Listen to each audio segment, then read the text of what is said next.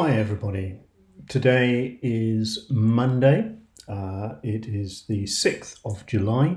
Sorry I've been quite quiet over the last few days, but things have been a bit complicated. Let's start at the beginning and work through.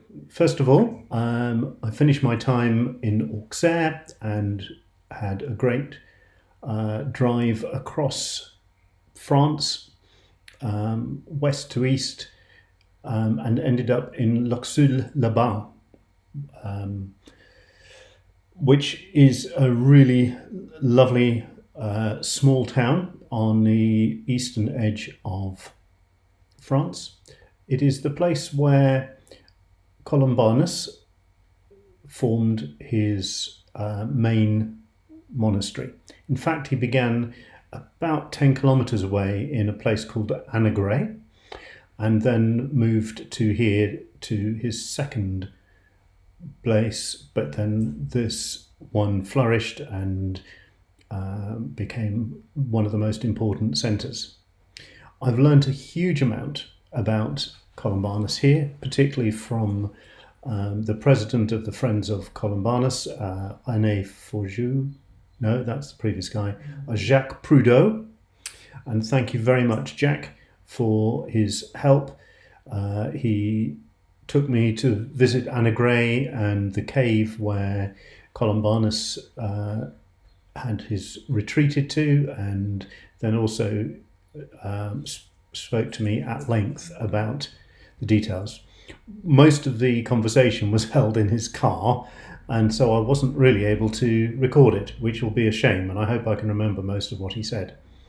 But suffice it to say, I have now an awful lot more background into how the community here in Luxeuil began, and which is brilliant, and that's really been worthwhile.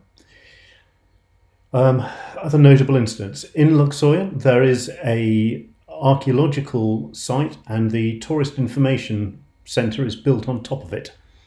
And Jacques took me around the archaeological site, and I went also around again the following day, and that was the day I arrived. I was very tired, but that was the day he had free, so that's what we did, which was incredible because it showed an awful lot of important stuff. For example, that there were Christians with a presence here before Columbanus got here, that the original monastery was built adjacent to a graveyard, and the graveyard has within it tombs of Merovingian royalty, which date from exactly the same time that Columbanus was here, which suggests that Columbanus, when he set up shop here,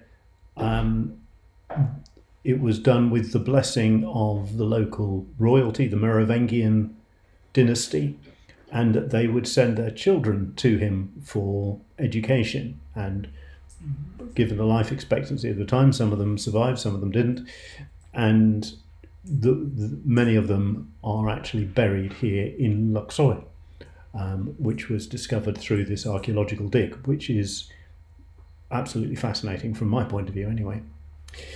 Anyway, that all happened on the kind of the Saturday, Friday and Saturday. On the Sunday, I decided I'd go to church. Oh, how unusual. I couldn't find a Protestant church here, and I didn't really fancy the Catholic one, so I drove to the nearby city of Vesoul, and I attempted to go to 3 different evangelical churches which were there, a Baptist church, a church which called itself evangelical, and a Lutheran evangelical church.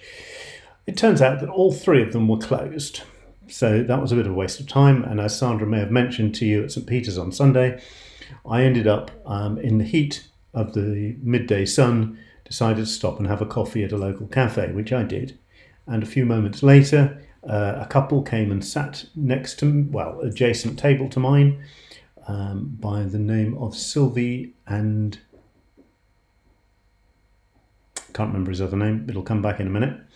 And we got chatting, and it turns out she wanted to try out her English on me, which was great. So we kind of had a bit of a pidgin French, pidgin English conversation, and they were very excited to hear about my journey, and I was very happy to listen to their story. It turns out that she lives in Luxeuil, and she used to be a Catholic, but she ended up getting divorced from her previous husband, which means that she's no longer as welcome there as she was previously. So I was able to then kind of gently minister to her about God's love for her, and I ended up praying for her because she had a broken shoulder and was going to be going to treatment this week.